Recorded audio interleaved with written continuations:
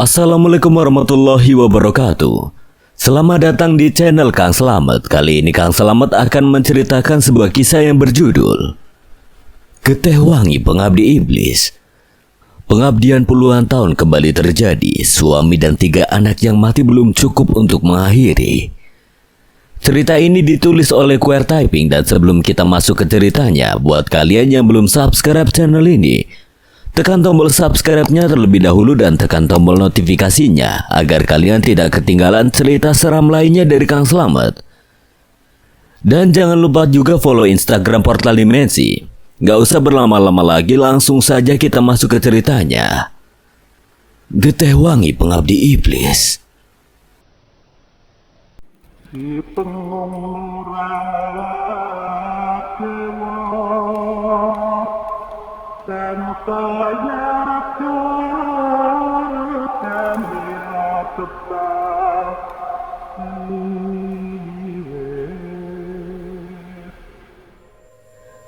teriak Nurwangi dengan gembira. Setidaknya setelah Mang Amu yang pandai membuat suasana semakin hangat dengan cerita lucunya pada kelakuan para pekerja kebun teh dan indahnya air terjun yang besok akan Nurwangi, Dewi dan Zihan kunjungi. Mak Sari melemparkan senyum bak seolah pertanda pada Mang Amu dan Nik Kanti. Kemudian Nik Kanti yang berada tepat di sebelah Mang Amu itu hanya menepuk lengan Mang Amu secara perlahan. Silakan lanjutkan makan malamnya. Abang perlu mendatangi rumah para pekerja besok yang akan meneruskan merombak ruang depan itu. Supaya sebelum Zihan dan Dewi pulang bisa kasih tahu Amang perihal izin mendirikan praktek ya.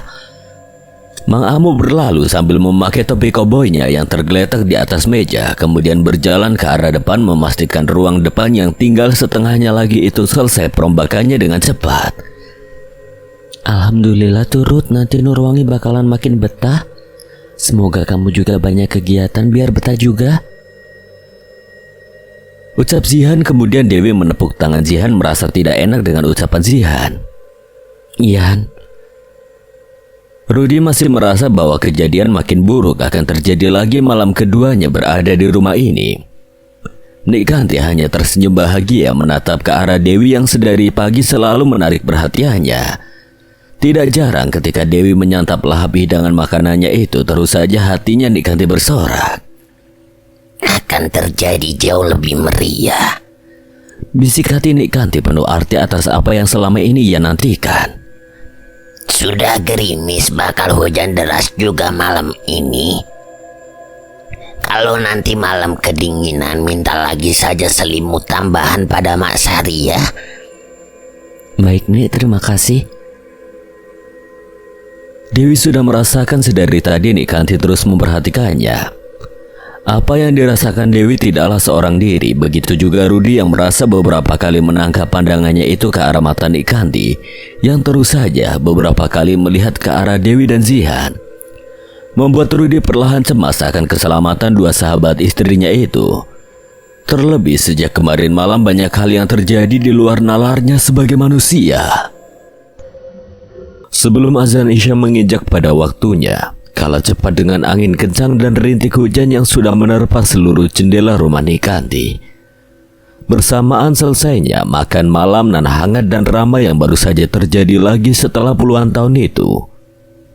Kalau sudah selesai, kalian boleh istirahat biar besok jalan-jalannya seger ya. Nini duluan. Nik Kanti kemudian berdiri dibantu oleh Mak Sari berjalan ke kamarnya. Seketika membuat Zihan dan Dewi saling bertatap mata melihat semakin anehnya keadaan rumah berbarengan dengan tingkah Mak Sari dan Nik Kanti. Nini memang suka begitu Teh Dewi. Dia senang dengan kedatangan Teteh dan Zihan. Jadi maaf tadi ketika makan memperhatikan Teh Dewi sampai seperti itu. Tidak apa-apa Nurwangi. Itu hal biasa juga, tidak usah minta maaf juga. Dewi tersenyum padahal dirinya ikut heran juga ketika Nurwangi baru saja tiba kemari namun seperti sudah mengenal Nik Kanti begitu lama. Ayo istirahat saja, kasihan kalian pasti capek juga. Rudi berusaha membuyarkan suasana yang tiba-tiba menjadi tegang. Iya, apalagi hujan begini pasti enak buat tidur. Zihan berdiri menarik tangan Dewi yang sedang melihat ke arah handphone sedang membaca sebuah pesan dari Gama. Begitu juga dengan Rudy yang baru saja menutup pintu kamarnya ketika Nurwangi langsung menjatuhkan tubuhnya itu di atas kasur. Soal pagi tadi aku minta maaf Nurwangi. Ya udah, tidak apa-apa Ruth. Aku tahu itu rasa cemas kamu aja. Tapi tidak mungkin kita pergi dari rumah ini sesuai apa yang kamu mau. Apalagi kembali ke rumah Mbah Pepen dan Mak Ayu. Nurwangi membenarkan pergelangan tangannya yang masih terdapat perban, bahkan ia kini menatapnya dengan heran. Perasaan tadi siang aku lihat udah tidak berdarah lagi. Rudy dengan cepat memegang perlahan perban putih itu tiba-tiba penuh dengan darah merah. Nurwangi yang semakin penasaran pada lukanya itu dengan cepat membuka perbannya. Tadi bukannya diganti lagi sama Nik Kanti ya? Padahal sore aku juga tahu itu dibersihkan Zihan. Jadi begini, lihat Ruth, menjijikan sekali. Nurwangi terbata-bata, namun ia sudah tidak ingat apa yang dilakukan Nik Kanti tadi sore pada lukanya itu. Udah Nur, mending kita pergi dari rumah ini. Turuti apa kata suami kamu ini. Bulu pundak Rudy seketika berdiri ketika melihat luka itu semakin banyak mengeluarkan darah kental. Ruth, ini tidak ada kaitannya dengan rumah ini, paham? Ini rumah tempat aku lahir dan ibu bapak aku meninggal. Nurwangi untuk kedua kalinya selama menikah dengan Rudy berani membentaknya setelah pertengkaran tadi pagi. Suara guyuran hujan deras sudah terdengar di kamar Nik Kanti yang baru saja Mas Sari selesai menyelimuti tubuh perempuan tua itu, membenarkan bantalnya agar nyaman dengan jendela kamar yang sengaja tidak ditutup. Seharusnya Amo sedang menjalankan tugasnya, ucap Nik Kanti perlahan menatap ke arah jendela yang sudah terlihat hujan mengguyur deras kampung ujung Hejo. Seharusnya begitu nih. Tinggal nunggu saja Mang Amo kembali, mungkin lewat dapur atau depan rumah. Biar Mak saja yang menunggunya. Nanti Mak berikan kabar ke kamar ini lagi. Secepatnya kamu berikan kabar. Sepertinya tidak bisa kita satu-satu.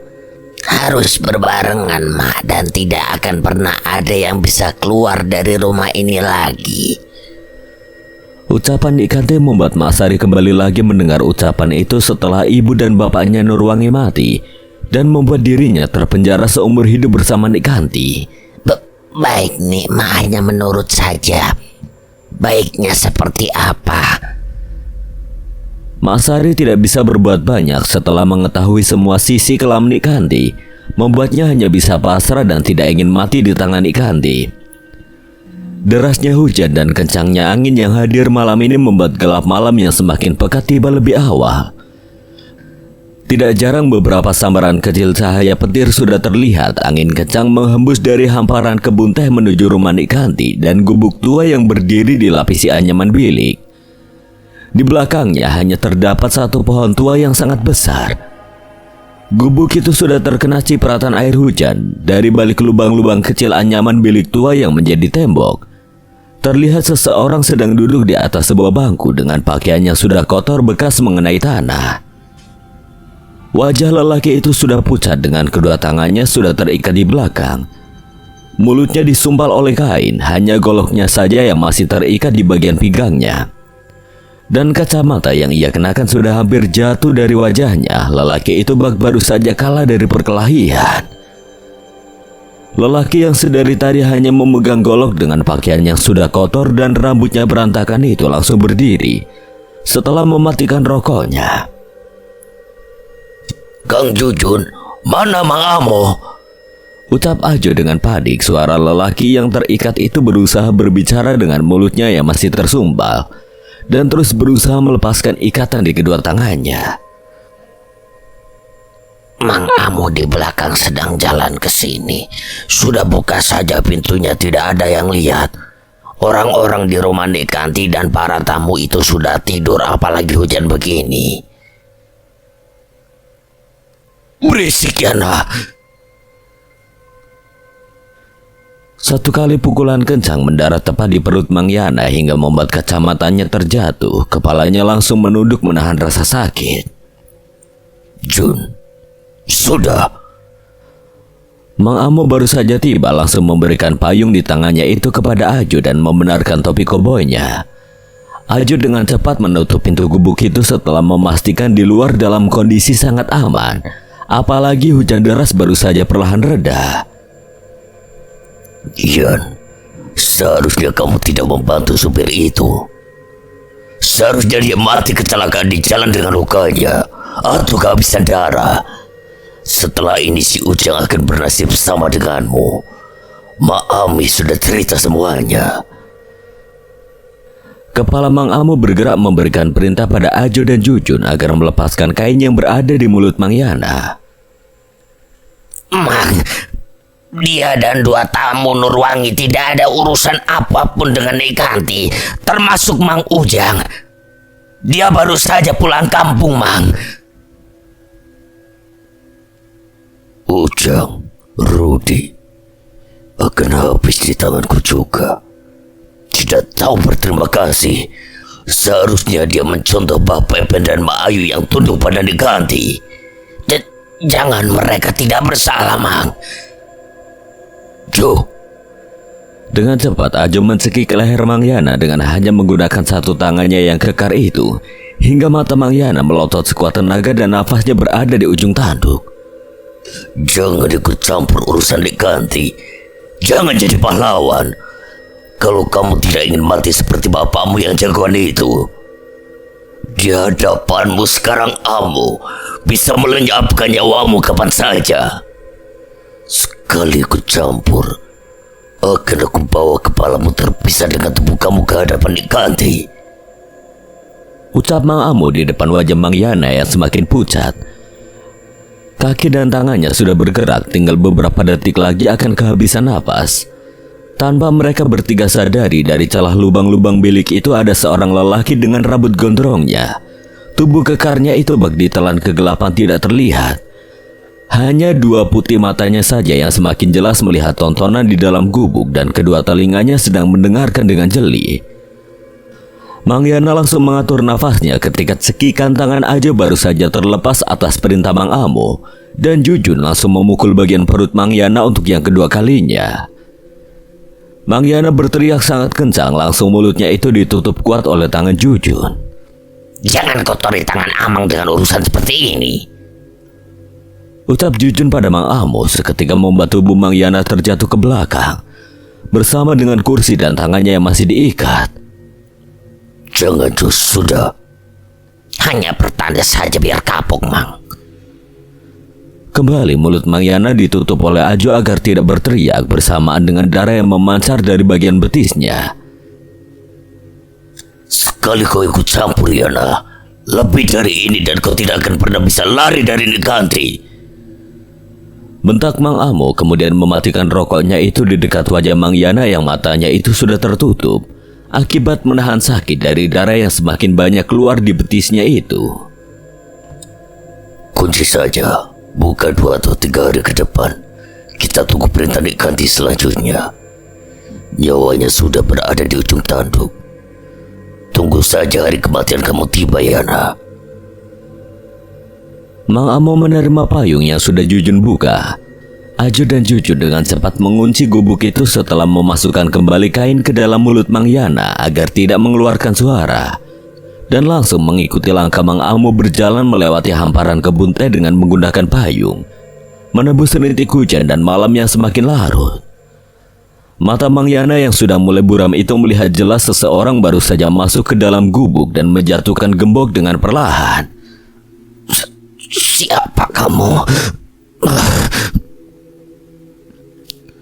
Mang Yana memaksakan berbicara menggunakan sisa tenaganya. Seketika lelaki berambut gondrong itu malah mengeluarkan pisaunya tanpa menjawab ucapan Mang Yana.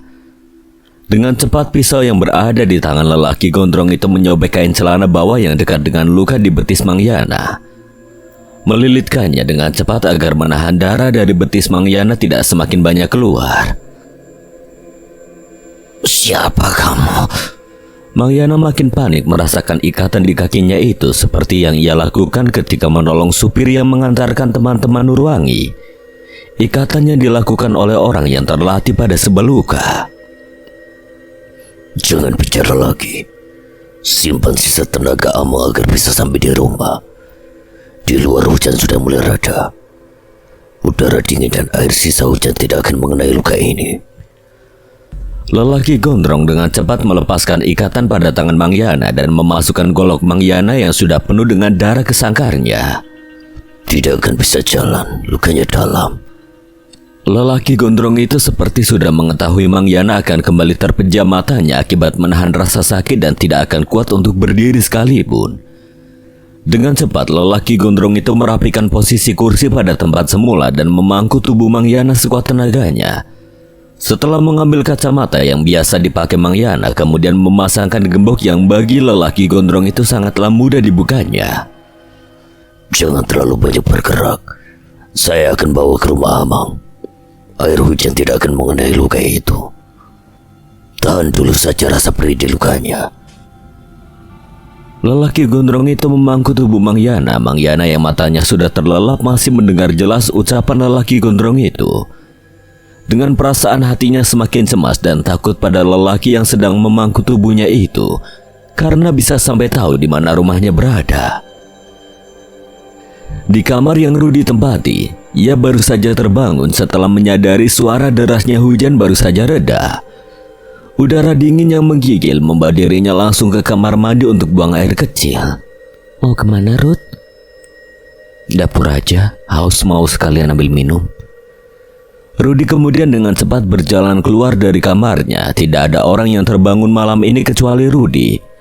Setelah memastikan kamar yang Dewi dan Zihan tempati terkunci rapat, walaupun ia kembali mencium bau bunga yang sama ketika melewati kamar Nikanti. Sudah 2 malam bau bunga seperti ini tercium. Bisik hati Rudi sambil menuangkan air ke dalam gelas. Namun ketika ia melihat rintik hujan di luar, malah ia melihat hal yang aneh. Siapa itu jam segini seperti memangku tubuh manusia? Rudi mendekat ke arah jendela. Rudi melihat dari kejauhan lelaki berambut gondrong itu memangku tubuh manusia yang tidak bisa ia pastikan. Namun berjalan perlahan baru saja keluar dari hamparan kebun teh menuju kampung. Tidak mungkin itu lelaki gondrong yang sama. Siapa yang dia bawa? Rudi mengingat kejadian tadi maghrib bersama Mang Yana. Kirain siapa, liatin apa Ruth sampai sebegitunya? Nini, tidak nih, ini habis minum saja. Tiba-tiba Nikanti sudah berada di belakang tubuhnya berbarengan dengan lelaki gondrong itu sudah memasuki jalan menuju kampung. Sudah sana tidur lagi. Biar besok kamu antar Nurwangi, Dewi dan Jihan bareng Mang Amo ke Curug. Sana. Nini susah tidur lagi nunggu dulu Mak Sari keluar. Rudi hanya menganggukkan kepalanya saja kemudian pergi dengan cepat setelah tidak sengaja melihat kejadian barusan. Belum lama Rudi pergi dari dapur, terdengar langkah tergesa-gesa dari balik pintu. Berbarengan dengan senyum manis Nikanti manakala melihat ke arah gubuk, ia cukup tenang dan senang semua rencananya berjalan dengan lancar sampai malam ini. Nih, maaf. Tidak apa-apa, Mak. Apa kata Amo apa sudah selesai? Yana sudah diingatkan. Tubuhnya masih terikat di dalam gubuk. Sengaja disimpan dulu di sana besok malam mungkin. Besok malam perintah Amo suruh membuang saja ke curug. Jangan meninggalkan jejak apapun.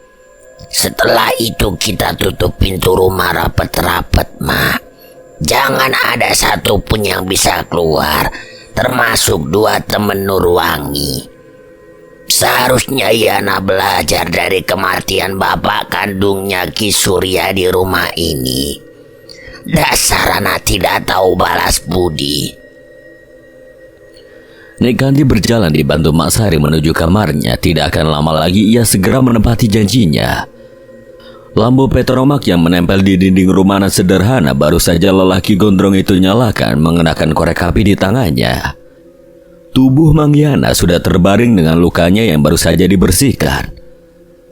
Mata lelaki gondrong itu mengawasi segala penjuru rumah yang terletak tidak jauh dari perbatasan kampung dengan kebun teh. Hanya erangan suara kesakitan yang keluar dari mulut Mang Yana, apalagi setelah dipaksakan mulutnya untuk terbuka dan diminumkan cairan ramuan dari dedaunan agar kondisinya cepat pulih. Jangan banyak mengeluarkan suara, Mang. Ketika sakit atur saja nafasnya agar besok bisa berjalan. Setidaknya bisa lari terlebih dahulu dari kejaran lelaki bernama Amu itu. Itu juga jika ingin Amang masih hidup. Kamu sebenarnya siapa? Baru pertama kali saya melihat saya berhutang nyawa padamu. Mang Yana memaksakan mulutnya terbuka bersamaan dengan pandangan matanya yang masih buram. Kemudian menerima kacamatanya yang diberikan lelaki gondrong. Balas saja hutang Amang dengan nanti. Aku ajukan beberapa pertanyaan. Cukup jawab dengan jujur atau aku sendiri akan menghabisi Amang dalam kondisi seperti itu. Mang Yana seketika terdiam, apalagi ia baru menyadari sebuah pisau menempel di balik pinggang lelaki yang kini terlihat sedang memperhatikan sesuatu dari arah luar melalui jendela yang sedari tadi terbuka. Seketika kulit dahi lelaki gondrong itu yang sudah penuh dengan keringat mengkerut langsung mematikan rokoknya dengan cepat. Manakala melihat lelaki seumuran Mang Yana dengan mengenakan kopiah hitam di kepalanya itu berjalan tergesa-gesa, menerobos rintik hujan yang tidak akan lama lagi reda. Ada orang berkopiah hitam seumuran Amang berjalan mendekati rumah ini. Apa orang itu juga yang membantu supir di warung itu, Mang? Jawab. Mang Yana hanya menganggukkan kepalanya saja tanpa berani membuka mulut manakala baru saja bisa melihat jelas wajah lelaki berambut gondrong itu, bagaikan buas yang akan segera menerkam dirinya hidup-hidup. Jangan bilang apapun kejadian di gubuk, terlebih menceritakan aku. Baik. Lampu petromak dengan cepat lelaki gondrong itu tiup agar segera mati lalu berjalan ke arah salah satu kamar tanpa dilihat oleh Mang Yana. Yan. Masuk saya di dalam, Mang Ujang. Kunci lagi pintunya. Mang Yana berusaha terus mengumpulkan tenaganya agar bisa menggerakkan tubuhnya itu untuk bangun walaupun sudah berkali-kali gagal. Nyalakan saja lampunya, Mang Ujang. Seketika lampu petromak yang sebelumnya mati kembali menyala. Innalillahi. Apa yang terjadi, Yana? Jujur dan ajo yang diperintah Amo. Mending Mang Ujang sudahi ikut campur urusan Getewangi ini, Mang. Daripada istri dan anak-anak Amang di kampung sana mendapatkan malapetaka. Saya yang membawa mobil ketika Nurwangi usianya 4 bulan keluar dari rumah itu dibawa Pepen dan Ayu. Tidak bisa saya tinggal diam. Nurwangi dan Rudi suaminya itu tidak bersalah. Apalagi dua temannya itu pasti dalam bahaya, Yan. Setelah kejadian sopir itu dihabisi Amo di warung Maami. Jangankan Mang Ujang, saya saja anak kandung dari Ki Surya diperlakukan begini. Padahal janji Nikanti hanya akan menumbalkan keturunannya. Amang pernah dengar juga kan Ki Surya mengatakan hal ini pada Amang. Nurwangi bukan darah dagingnya, itu hanya cucu yang tersisa. Tapi keluar dari rahim anak perempuan terakhirnya, Dina. Mang Yana memaksakan mulutnya itu terbuka dan hatinya tetap merasakan ketakutan mencari keberadaan lelaki gondrong yang sudah menolongnya. Apa yang harus dilakukan, Yan? Pertumpahan darah dan nyawa akan terjadi sejak Nurwangi dan Rudi pergi dari rumah Mbah Pepe dan Mbak Ayu. Jaga Nurwangi, Rudi dan dua temannya itu malam ini saja, Mang. Besok mereka akan pergi ke Curug Bentang. Pastikan mereka semua masih hidup dan hati-hati. Amo pasti mencari Amang Ujang juga. Baik, Yan. Ini cara balas budi pada kematian Ki Surya yang sudah mendidik aku. Kanti memang tidak akan berjumpa dengan puas dalam dirinya, itu sudah iblis.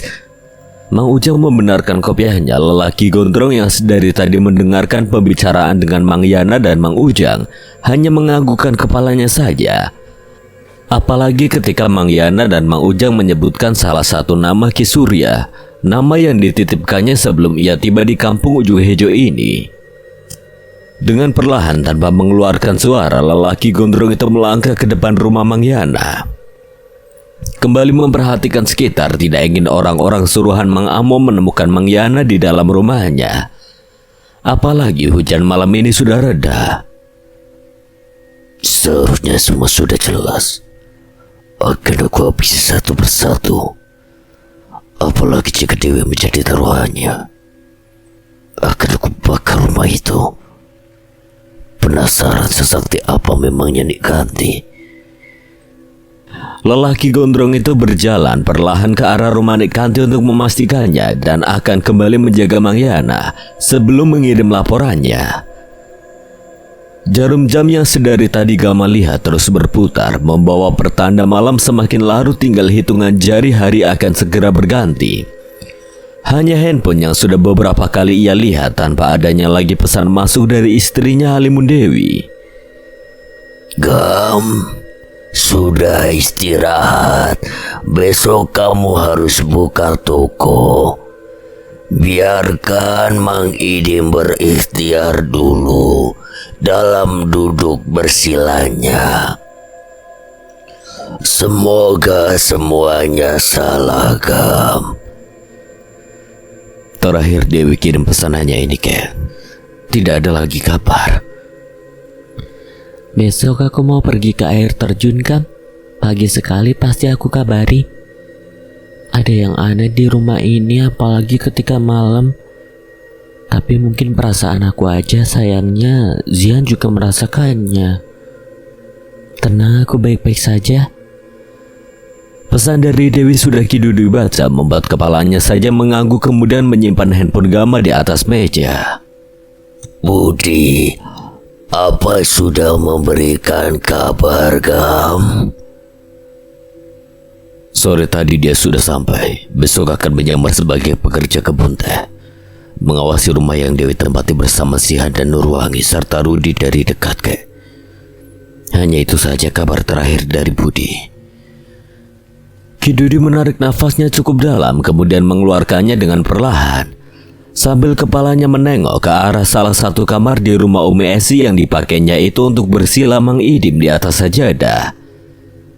Layar handphone Gama tiba-tiba menyala berbarengan dengan nada dering yang sengaja dinyalakan cukup kencang itu berbunyi. Budi ini ke akhirnya telepon. Angkat, Gam. Mang Idim juga baru selesai itu. Gama langsung mendekatkan handphone ke arah telinganya dan Mang Idim sudah duduk di sebelah Ki Dudui. Walaupun malam dengan anginnya terasa dingin, lain dengan wajah Mang Idim yang banjir keringat. Assalamualaikum, Bud. Waalaikumsalam, Gam. Aku tidak bisa bicara lama. Banyak hal penting dan malam ini Dewi dalam bahaya di rumah Nik Kanti. Aku juga sudah menemukan Ki Surya yang diperintahkan Ki Dudu dan Pak Idim. Ki Dudu dan Mang Idim yang ikut mendengarkan ucapan Budi hanya menganggukkan kepalanya. Kamu harus segera datang ke sini, Gam. Keadaan semakin bahaya. Ki Surya sudah meninggal di tangan Nik Kanti. Ini aku sedang berada di rumah anaknya Mang Yana yang sudah aku tolong dari orang-orang suruhan Nik Kanti yang akan menghabisi Mang Ade. Innalillahi wa inna ilaihi raji'un. Ucapan Gama membuat Ki Dudu hanya menggelengkan kepalanya dan Mang Idim menganggukkan kepalanya. Jaga Dewi sampai aku datang. Di mana kita berjumpa, Put? Warung terakhir sebelum sampai ke rumah Nik Kanti, tempat Mang Adi dihabisi. Tapi hati-hati jangan sampai kamu ketahuan suaminya Dewi. Dewi tidak akan mudah kita selamatkan. Apalagi besok akan sampai ke air terjun di mana Nik Kanti berasal. Rumahnya sudah dipagari sosok-sosok penjaga Nik Kanti dari malam sekarang. Gama hanya terdiam berbarengan dengan gelang gengge yang berada dalam saku celananya itu berubah menjadi panas. Ada orang yang datang ini, Gam. Aku harus waspada. Anak Ki Surya jadi saksi kekejaman Iganti dan sudah berada di tanganku.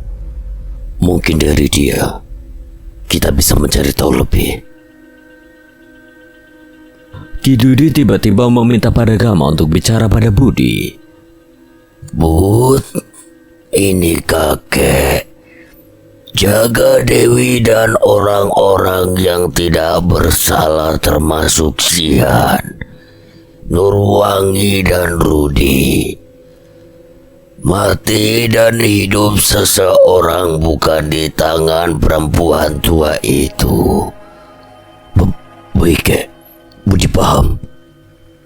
Tapi tanpa aturan, Bud. Jaga mereka. Ternyata benar, Kek. Maaf. Nikanti adalah orang yang sama dengan Isurti. Suami dan 3 anaknya mati dijadikan alat perjanjian dengan penunggu dari Curug Bentang. Dan Dewi besok akan ke sana mungkin, Mang. Aku harus segera pergi malam ini juga. Jangan sekarang. Semua harus dipersiapkan, Gama. Setelah subuh dan matahari terbit, pergilah ke sana. Budi yang bisa menjaga Dewi sementara sampai kamu tiba. Semoga itu tempat yang sama, tempat yang pernah Kilang Samana kunjungi. Dan meninggalnya Ki Surya di tangan Nikanti pasti bukan tanpa sebab. Jangan berikan kabar genting ini pada Dewi. Bisa semakin bahaya keadaannya, Gam. Kali ini bukan hanya menyelamatkan Dewi istri kamu, Gam, tapi Zihan, Nurwangi dan Rudi dalam bahaya. Jika anak dan suaminya saja dengan keji mati di rumah itu, tidak menutup kemungkinan sesuatu lebih buruk terjadi. Mang Ade datang sebagai pertanda sebenarnya. Amang akan awasi dahulu dari rumah bersama Ki Dudui. Jika kondisi dan keadaannya genting, Amang akan datang ke sana. Besok Amang pastikan dulu keadaan Mang Ade dengan lukanya itu. Budi, ini perintah. Habisi siapapun yang kiranya berbahaya. Pastikan semuanya selamat. Pesan itu Gama ketik dengan tangannya bergetar, kemudian mengirimkannya kepada Budi. Tubuh Gama sudah berbaring memandang ke arah jam yang tinggal beberapa jam lagi akan memasuki waktu subuh. Hatinya terus mengucapkan zikir amalan sambil memejamkan matanya, dan baru saja ia sadari Meong Hideng sudah berada di dekat kakinya, sambil mengelus-eluskan kepalanya pada kaki Gama. Pandangan hamparan luas kebun teh dan angin kencang yang menerpa dedaunan hijau itu sudah tergambar dengan mata Gama yang semakin terpejam. Tapak Tilas memang benar-benar ayah, Gama. Tidak perihal kebaikan saja, keburukan juga ada. Jadikan ini ibadah. Mereka sudah menunggu puluhan tahun, waktu yang terlalu lama itu tempat harus binasa. Buyut, Getewangi itu apa sebenarnya?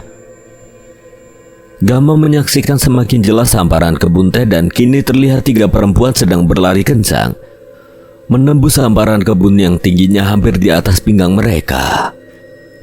Darah, nyawa kekejaman yang harum bagi mereka. Gama kembali menganggukkan kepalanya. Dari penglihatannya pada 3 perempuan yang sedari tadi itu panik. Gama mengenali salah satunya adalah Dewi. Zihan dan Nurwangi tiba-tiba terjatuh sambil berteriak kencang. Siapa itu? sosok perempuan lain dengan mengenakan baju putih kotor dengan rambut yang menutupi seluruh wajahnya terus berjalan mendekat, bahkan semakin jelas merah darah terlihat dari bagian pinggang ke bawah pada baju yang dikenakan perempuan yang kini jalannya semakin cepat dan berlari ke arah mereka bertiga sambil membawa 2 pisau yang sudah berlumuran darah. Begitu juga darah sudah keluar banyak di pergelangan perempuan itu, sama dengan luka di tangan Nurwangi. Dengan luka itu sama dengan luka di tangan Nurwangi dengan luka sayatan yang cukup panjang. Bekas luka lainnya memenuhi bagian kaki perempuan itu yang tiba-tiba menarik rambut Zihan dengan kasarnya hingga kepala Zihan ikut tertarik kencang, membuat lehernya terlihat semakin jelas. "Jangan!" Teriakan Gama tidak diperdulikannya, kalah cepat dengan satu pisau itu mendarat di leher Zihan hingga membawa darah memancar tepat pada wajah Dewi dan Nurwangi yang tidak bergerak sama sekali. Bak tubuhnya terkunci. Giliran kalian tidak akan lepas. Hal itu membuat Dewi dan Nurwangi yang sudah berpegangan tangan erat itu semakin ketakutan manakala melihat wajah pucat sosok perempuan di depan wajahnya, hingga mereka hanya bisa terdiam melihat ke arah 2 pisau tajam yang sudah berlumur darah. "Dewi!" Perempuan itu malah melemparkan satu pisaunya ke arah Nurwangi dan Nurwangi langsung tersenyum menakutkan pada Dewi, membuat Dewi hanya menggelengkan kepalanya, apalagi tiba-tiba Rudi yang sudah berlumuran darah di seluruh tubuhnya berada di belakang tubuh perempuan bersama Nikanti yang tertawa. Nurwangi, jangan, Nur. Dewi! Gama berteriak semakin kencang, menyaksikan di depan matanya itu pisau di tangan Nurwangi berpindah dan menancap di leher Dewi, membuat mata Dewi melotot sekuat tenaga. Gama. Dewi, Zihan.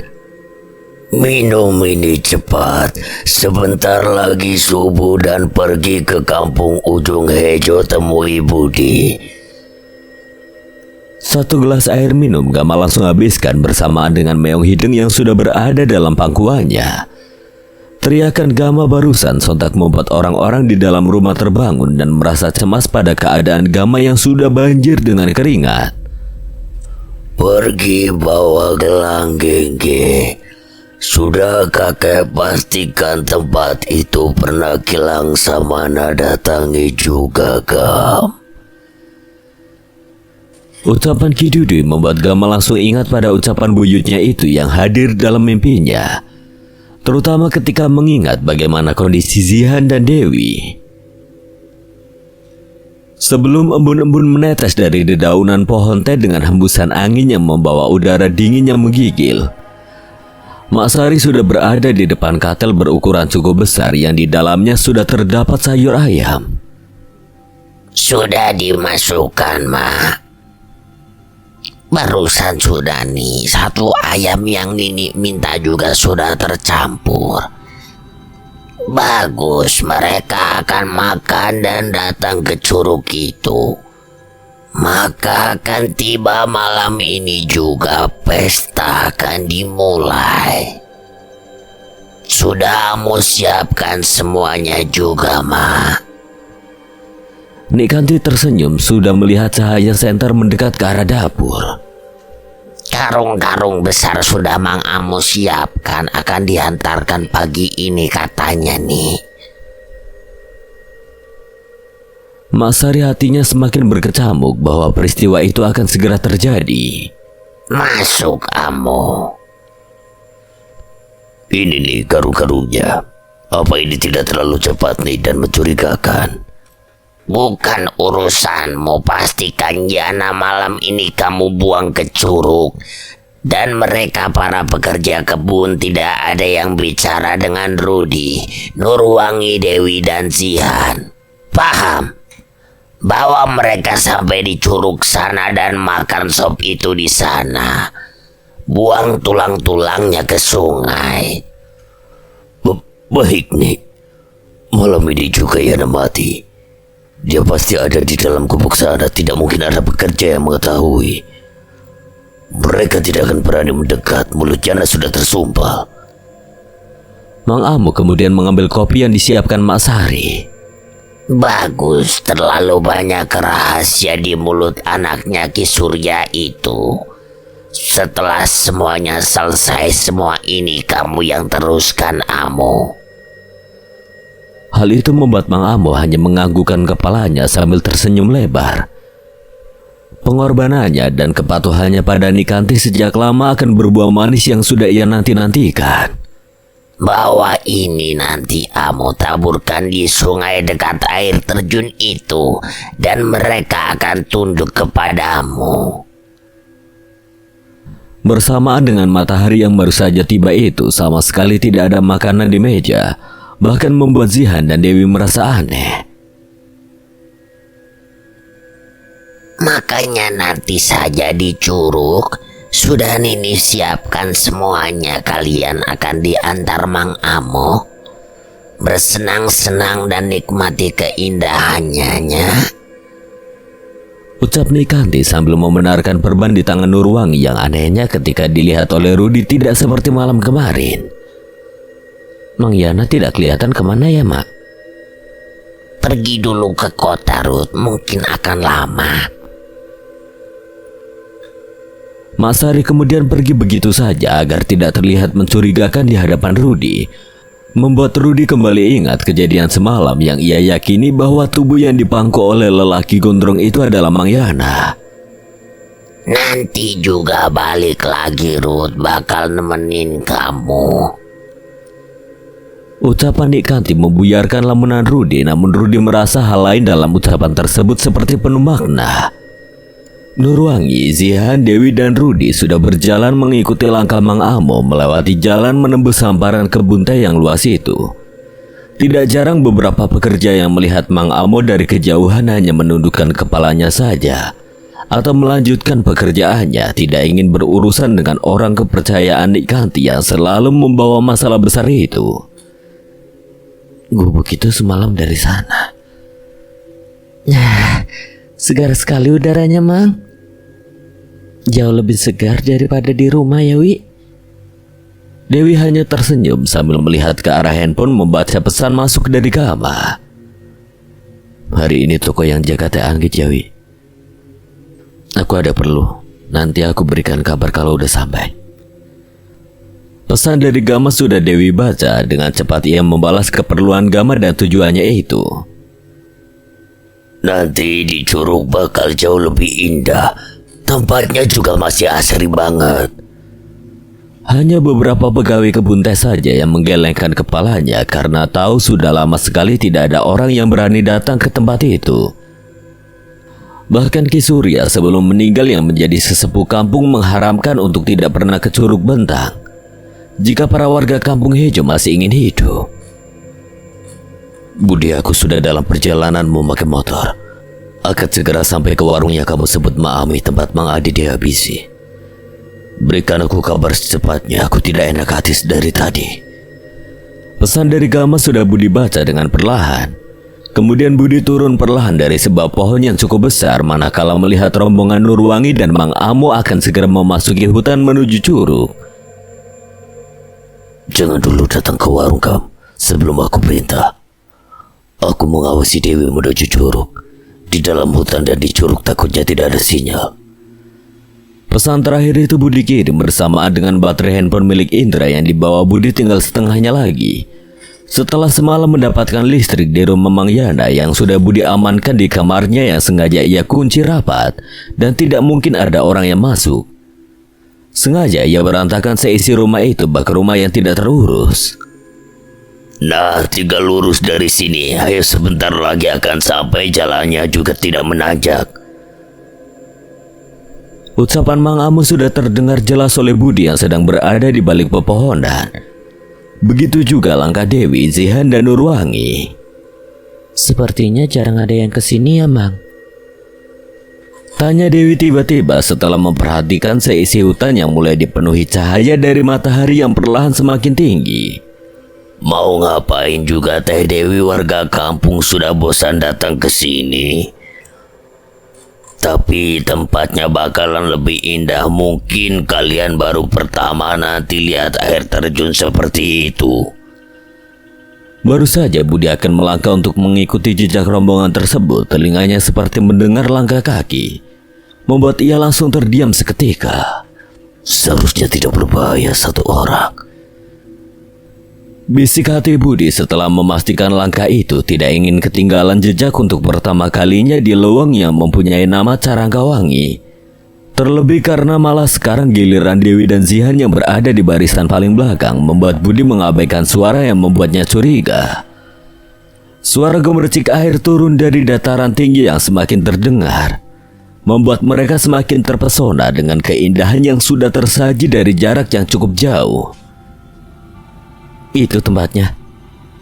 Benar, itu tempatnya. Kita turun ke bawah sedikit lagi. Tidak bisa terlalu dekat, semburan airnya kalau dekat seperti hujan deras. Lihat saja sungai di bawahnya. Indah sekali. Beneran indah ini Teh Dewi, tidak sia-sia kalian datang ke tempat ini. Nurwangi terus mengikuti langkah Mang Amo yang sudah sangat hafal. Berbeda dengan Dewi yang merasa curiga pada rumput-rumput yang mereka injak karena tidak ada bekas langkah manusia. Dengan rumput yang setinggi itu, tidak jarang Mang Amo dengan mengenakan goloknya menebasnya berkali-kali, bak sedang membuka jalan. Sampai sini saja sudah kelihatan jelas. Di sana bisa kalian berenang kalau mau, tapi airnya sangat dingin. Mang Amo langsung berhenti membuka plastik dan rantang yang dari tadi ia bawa. Jangan berenang Nurwangi, air sungainya deras ini. Tidak apa-apa, Ruth, ada Amang, tenang saja. Sebaiknya tidak, Mang. Perkataan Rudi ada benarnya juga. Daripada celaka terbawa derasnya air sungai. Ya sudah, sambil menikmati pemandangan, kalian bisa makan dulu, pasti udah lapar. Takut keburu sop buatan Mak Sari ini dingin, nanti tidak enak. Lihat saja sebentar lagi. Bisik hati Mang Amo menatap Dewi sambil memastikan kain hitam berisikan garam yang sebelumnya pagi tadi diberikan Ikanti berada dalam saku celananya. Seketika Dewi dan Zihan sudah menerima ajakan Nurwangi dan Rudi untuk makan terlebih dahulu. Namun Mang Amo menolaknya dengan lembut, malah membakar rokoknya sambil mengucapkan sebuah bacaan dalam hatinya. Sambil menatap kosong ke arah air terjun yang di dekatnya itu penuh bebatuan dan terdapat sebuah gua dari balik derasnya guyuran air tersebut. Yang lahap makanya Nurwangi, habiskan saja biar nanti tidak berat Amang bawa rantangnya saat pulang. Mang Amo perlahan membuka kain hitam dan menaburkannya ke arah sungai setelah melihat tiba-tiba Nurwangi membuang tulang ayam yang bekas dimakannya itu ke arah air sungai. Bak pertanda untuk Mang Amo. Budi yang memperhatikan dari jauh kelakuan Mang Amo hanya menggelengkan kepalanya tanpa mengetahui tujuannya akan diperbuat Mang Amo. Habiskan saja. Mata Dewi dan Zihan tiba-tiba melotot tajam ke arah Mang Amo, begitu juga Rudi dan Nurwangi. Seketika sayur ayam itu dimakannya dengan rakus beserta tulang-tulangnya. Bahkan menggunakan 5 jari mereka membuat sayur dan nasi itu tercampur dalam mulut mereka semua. Menghadap cepat. Teriakan Mang Amo sangat kencang tiba-tiba membuat Dewi, Zihan, Nurwangi dan Rudi bukan berdiri dari duduknya itu. Bak binatang peliharaan mereka berempat berjalan merangkak dengan wajah yang melotot sekuat tenaga mereka. Mengeluarkan makanan dalam mulutnya dengan perlahan membuat pakaian mereka kotor seketika. Budi yang melihat kejadian cepat tersebut dibuat terkesima dengan apa yang ia lihat di balik derasnya air terjun. Ya seperti melihat sosok perempuan di balik air terjun. Bahaya, mereka sudah dirasuki. Budi perlahan melihat Dewi dan yang lainnya merangkak perlahan ke arah Mang Amo. Persembahan ini bisa kalian bawa di rumah Nikanti. Tumbalnya sudah saya bawa datang ke tempat kalian. Ini persembahan ke Tewangi untuk janji Nikanti. Mang Amo berteriak semakin kencang dengan matanya seketika berubah menjadi merah. Budi yang sudah mendengar jelas teriakan Mang Amo perlahan mengambil pisau dari balik punggungnya itu untuk mendekat ke arah Mang Amo. Diam, jangan bergerak. Kamu siapa orang asing? Seketika tangan Budi sudah ada yang menahannya dan mengenali suara yang sama ketika malam kemarin. Suara itu dari orang yang menyiksa Mang Yana di dalam gubuk. Suara salah satu anak buah suruhan Mang Amo sudah berada dekat dengan tubuh Budi. Atau kamu mau mati di sini sekarang juga? Tidak akan bisa bersembaran itu kamu batalkan orang asing. Dengan sebuah golok panjang, ujung bagian tajamnya sudah berada di dekat leher Budi. Seketika orang itu menjambak rambut panjang Budi dengan sekuat tenaga. Akan aku gorok kamu hidup-hidup jika bergerak. Hembusan angin pagi bersama matahari yang sudah perlahan meninggi itu sama sekali tidak membawa kehangatan. Sinar yang memancar ke arah hamparan kebun teh Carangka Puncak Wangi tetap saja memberikan udara dingin. Termasuk bayangan kendaraan roda 2 yang sedang melintasi tanjakan curam dengan jalan yang berlubang akan segera sampai di tempat yang sudah dijanjikan. Itu tidak salah lagi, hanya ada satu warung. Bisik hati Gama setelah mengirimkan pesan pada Budi sebelumnya. Tepat ketika kendaraan roda 2 yang Gama kendarai berhenti di depan warung, ia hanya melihat beberapa pekerja kebun teh yang sedang lahap makan. Tidak mengundang kecurigaan yang dicemaskan Budi sebelumnya. Maaf Kang, orang barunya ke sini. Mau makan apa minum? Minum saja kek, boleh? Air teh hangat. Iya benar, baru pertama saya ke sini diutus atasan saya di pekerjaan untuk melihat lahan kebun kek. Gama tersenyum membenarkan perlahan tas yang berada di punggungnya terasa pegal setelah melakukan perjalanan cukup kencang setelah memacu kendaraan roda 2-nya sejak matahari belum terbit. Pantas saja memang sudah mau habis dengar-dengar kontraknya dengan Nikanti yang punya lahan. Saut salah satu pekerja kebun teh yang sedang menghisap rokok. Gama hanya tersenyum sambil menganggukkan kepalanya. Kemudian duduk di salah satu kursi bersebelahan dengan seorang lelaki bertubuh kekar yang sedari tadi Gama masuk ke dalam warung seperti memperhatikan menggunakan ujung matanya itu. Hisapan rokok lelaki bertubuh kekar itu Gama lihat seperti sedang memikirkan sesuatu. Kedua pahanya terus bergerak dan beberapa kali membenarkan posisi golok yang menempel di pinggangnya. Gamamang sudah berada di pasar. Mudah-mudahan tidak sulit menemukan Mbah Pepen yang kamu sebut itu bapak angkatnya Dorwangi. Pastikan kamu memberikan kabar lagi pada Amang dan Kidudunya. Pesan dari Mang Idim sudah Gama baca, ia hanya menganggukkan kepalanya. Jujun di mana? Bentak seorang lelaki membuat Gama langsung memasukkan handphone ke dalam tasnya, kemudian melihat ke arah suara kencang itu. Di dalam Kang Ajo, ada di dalam Jujun. Jujun! Teriakan itu semakin kencang dari seseorang yang berjalan tergesa-gesa. Lelaki itu jauh lebih kekar dari orang yang membuat Gama curiga. Tenang Pak, mereka anak buah yang jaga lahan perkebunan teh di sini. Sudah jangan diperhatikan dan jangan berurusan dengan mereka. Kakek penjaga warung itu membawakan pesanan Gama satu gelas air teh hangat. Gama hanya tersenyum, kemudian memfokuskan pendengarannya pada dua lelaki itu. Gimana Mang? Curug sekarang cepat. Mang Amo sudah berangkat dari tadi. Mungkin belum sampai. Potong jalan seperti biasa. Baik Mang. Jujun langsung mengencangkan tali golok di samping pinggangnya. Gama yang mendengar suara bisikan itu sambil minum air teh hangatnya merasa bahwa itu adalah tempat yang sama, apalagi gelang gengge dalam sakut celananya sudah terasa panas. Tumben ada kucing lagi. Ini makan? Alhamdulillah. Gama melihat Meong Hideng sudah berada di dekatnya setelah mata kuningnya itu menatap ke arah Gama. Maaf, ini saya sudah. Kembaliannya belum ada Pak. Mana ini uangnya besar. Ambil saja kembaliannya. Sekalian saya titip motor mau jalan kaki ke atas sambil mengukur lahan saja. Tugas kerja Mak. Maaf kalau ngerepotin. Gama terus melihat langkah Jujun yang bergerak agak cepat, namun Ajeng masih duduk di meja sambil melihat ke arah Gama. Ambil saja Pak, itu rezeki dari orang kota. Lagian cuma titip motor ya Pak. Lelaki itu terus memberikan makanan pada Meong Hideng. Namun sama sekali Meong Hideng tidak memakannya. Saya pamit ya Mak, Kek. Nanti siang atau sore kembali.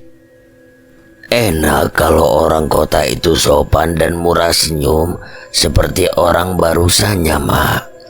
Siapa barusan Mami? Kerja lihat lahan barusan Mak dengar ketika bicara dengan kakek. Katanya mau habis kontrak di tanah Nikantijo, apa benar? Oh, pantas saja. Ya benar Mak, mau habis nanti. Dikelola Mang Amo semuanya penerus Nikanti. Aja pandangannya terus saja melihat ke Gama yang berjalan semakin jauh mengikuti langkah Jujun. Wah, jadi orang kaya kamu Jo sebentar lagi. Apalagi Mang Amo. Aja hanya tersenyum bangga apa yang diucapkan Kek Badrun akan segera terwujud. Apalagi ia sudah mengetahui bahwa Mang Amo sedang melakukan langkah-langkah penting atas perintah Nikanti. Setelah mengetahui Nurwangi dan suaminya juga dua temannya itu sedang dibawa ke Curug Bentang dan memerintah Jujun untuk berjaga di belakangnya. Gama terus saja mengikuti langkah Jujun yang kini berjalan semakin cepat. Jalanan sedikit menanjak, kemudian tiba-tiba Jujun berbelok, tidak mengikuti arah jalanan aspal berlubang yang Gama yakini menuju arah rumah Nikanti. Curug, ke arah curug benar. Gama sudah mendengar beberapa kali suara derasnya air sungai. Kini Gama berjalan, menginjak tanah dan dedaunan, bukan jalan biasa dilalui banyak orang. Sesekali terus saja ia perhatikan sekitar hutannya ia masuki, berusaha menjaga jarak dengan langkah Jujun yang semakin cepat. Ini mengelilingi kebun, berarti ke arah rumah Nikanti di sana. Gama memastikan keberadaannya sambil mencari jalan darurat yang nanti bisa ia gunakan dalam kondisi mendesak. Golok di pinggang Jujun sudah beberapa kali menebas dedaunan tinggi semakin masuk ke dalam hutan, yang Gama semakin rasakan tidak pernah ada yang masuk ke hutan ini. Sarangkawangi. Gama mengingat nama sebuah hutan yang sebelumnya Kidudu katakan merasakan langkahnya seperti ada yang menyambutnya dari udara dingin yang menusuk tubuhnya itu. Dengan nafas yang sudah ngos-ngosan dan terus menjaga jarak dengan Jujun, Gama melihat ke arah depan yang menyadari banyak bekas jejak sisa langkah manusia yang diyakini adalah rombongan Dewi menuju curug. Di belakang berarti kebun teh dan Budi ada di sekitar sini juga. Gama melihat ke belakang menemukan bekas jejak langkah yang sama, apalagi kini hutan sudah dipenuhi cahaya dari matahari yang perlahan meninggi. Membuat Gama langsung mempercepat langkahnya, perlahan dan sesekali berjalan di antara pohon-pohon, menjaga jarak dengan Jujun tidak ingin ia berbalik badan dengan tiba-tiba. Meong Hideng. Gama telah melihat dari arah depan Meong Hideng berjalan terpincang-pincang bak membuka jalan untuk Gama yang kini sudah mendengar suara derasnya air dari arah air terjun. Namun dari jarak dengan Jujun yang kini tidak terlalu jauh itu, tiba-tiba langkah Jujun berhenti dan mengeluarkan golok dari sangkarnya dengan cepat. Melipat kedua lengan bajunya dengan perlahan sampai di ujung baju, kemudian menganggukkan kepalanya berkali-kali, bak sedang menemukan sesuatu. Bahaya. Gama langsung melangkah di antara pohon-pohon dengan cepat, apalagi Meong Hideng kini mengikuti langkah Jujun yang berbelok dengan tiba-tiba seperti melihat sesuatu. Gama sudah tidak lagi mengindahkan posisinya mengikuti langkah Jujun yang sedari tadi penuh kehati-hatian itu. Ia lebih memilih menerobos salangan tumbuhan tinggi hampir menutupi tubuhnya agar satu lurusan dengan langkah Jujun yang semakin cepat. Di antara celah tumbuh-tumbuhan tinggi dan satu pohon yang bisa menutupi tubuhnya Gama sudah melihat Jujun sudah menaruh lengan kekarnya di leher seseorang. Ditariknya sekuat tenaga hingga kuncian lengannya itu terlihat semakin kuat. Budi. Gama sangat kaget tidak menyangka rambut gondrong yang pertama kali ia lihat itu sedang berusaha melepaskan cengkraman kuncian Jujun pada lehernya. membuat ia melangkah dengan tergesa-gesa untuk semakin mendekat berbarengan dengan golok yang berada di tangan Jujun sudah berada tepat di leher Budi. Meong Hideng yang sudah hampir dekat berada di belakang tubuh Jujun menoleh ke arah Gama dengan mata kuningnya yang sayu. Sekarang Gama memejamkan matanya melihat Budi sudah tidak bergerak sama sekali karena tidak ingin ujung golok tajam itu bersentuhan dengan kulitnya. 3 kali hentakan kaki kanan Gama pada tanah memberikan perintah agar Meong Hideng bergerak dan membuat kedua mata kuning Meong Hideng itu menatap punggung Jujun dengan tajam bak akan segera menerkamnya. Meong Hideng yang berjalan terpincang-pincang di antara dedaunan itu mengeluarkan suara sangat kencang hingga membuat Jujun berbalik badan. Kucing hitam! Jujun menolehkan kepalanya ke belakang. Ia melihat tubuh Meong Hideng yang berjalan mendekat ke arahnya itu semakin membesar sambil mengeluarkan suara auman bak harimau. Membuat Jujun terkesima ketika melihat ke arah kaki Meong Hideng yang mempunyai cakar semakin panjang. Begitu juga dengan Budi yang menoleh sama dengan Jujun. Namun Budi setelah melihat Meong Hideng semakin mendekat itu, yakin bahwa Gama berada dekat dengannya, membuat matanya tertuju pada satu pohon di samping. Sekarang Budi. Gama hanya menggerakkan mulutnya itu, Budi sudah merasakan kuncian lengan kekar Jujun semakin melemah akibat terkesima pada Meong Hideng. Satu kali gerakan siku kanan Budi tepat mengarah di perut Jujun, tepat di bagian ulu hati hingga membuat Jujun menunduk. Jujun melihat ke arah Budi, tubuhnya seketika lemas. Pukulan Budi di bagian perut membuat urat-urat di tubuhnya seketika tidak bertenaga. Budi dengan perlahan mengangkat kepala Jujun dengan perlahan. Satu kali pukulan sekuat tenaga Budi dari bawah dagu Jujun melayang dengan kencang hingga mengenai hidung Jujun, membuat darah seketika keluar dari mulut dan hidungnya. Hingga pandangan mata Jujun perlahan menjadi buyar, membuat tubuhnya hanya bersujud di hadapan Budi. Bangun! Budi menarik tubuh Jujun berdiri hingga Budi berjalan perlahan menuju arah belakang tubuh Jujun sambil membenarkan rambut gondrongnya yang sudah berantakan. Aku ajar cara membuat orang tidak bergerak tanpa harus menggunakan golok. Bisik Budi di dekat telinga Jujun, bak membalaskan ucapan Jujun sebelumnya yang akan menggorok Budi hidup-hidup. Tubuh Jujun seketika berontak ketika lengan Budi mengunci lehernya jauh lebih kuat. Cukup. Gama berjalan mendekat membuat Budi dan Meong Hideng melihat ke arahnya dengan bersamaan.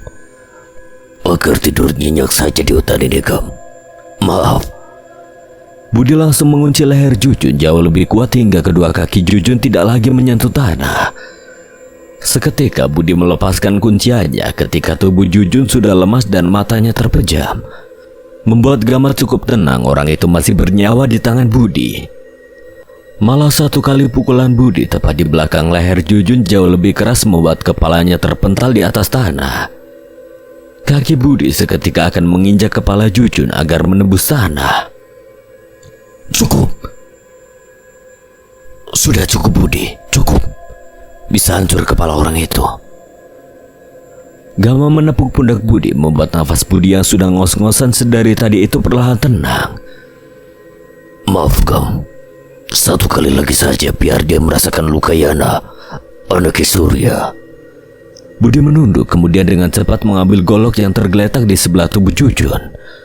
Baru saja mulut Jujun akan terbuka, Budi menutupnya dengan kencang setelah ujung tajam golok itu mendarat tepat di bagian betis Jujun hingga memancarkan darah.